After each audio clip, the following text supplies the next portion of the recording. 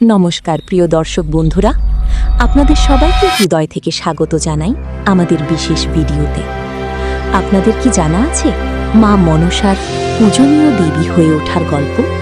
আসুন তাহলে শুনে নিন কিভাবে মা মনসা তার ব্রত মধ্যে দিয়েই ভক্তদের কাছে একজন পূজনীয় দেবীর স্বীকৃতি পেলেন।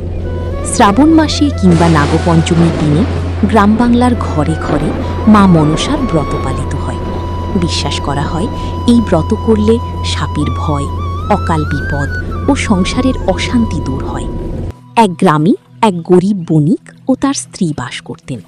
সংসারে ছিল দুঃখ, কষ্ট আর রোগ ব্যাধি। একদিন স্বপ্নে স্ত্রী দেখলেন সাপের আসনে অধিষ্ঠিতা এক জ্যোতির্ময়ী দেবী বলছেন, আমার ব্রত করো, ভক্তি ভরে নাম স্মরণ করো, তোমাদের দুঃখ দূর হবে।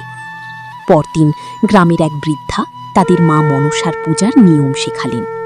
কলস, দূর্বা, দুধ, ফুল ও নাগির প্রতীক রেখে ভক্তি ভরে পূজা করা হলো। কিছুদিনের মধ্যেই সংসারে শান্তি ফিরে এলো, ব্যবসায় উন্নতি হলো, রোগ মুক্তি ঘটল। তখন থেকেই গ্রামের সবাই মা মনসার ব্রত করতে শুরু করল। এই ব্রতের মূল শিক্ষা অহংকার ত্যাগ, ভক্তি ও ধৈর্য এবং প্রকৃতি ও জীবজগতের প্রতি সম্মান।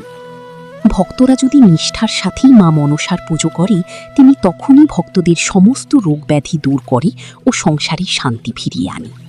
এইভাবেই মা মনসা মর্তের ভক্তদের কাছে দেবীর স্বীকৃতি পেলেন।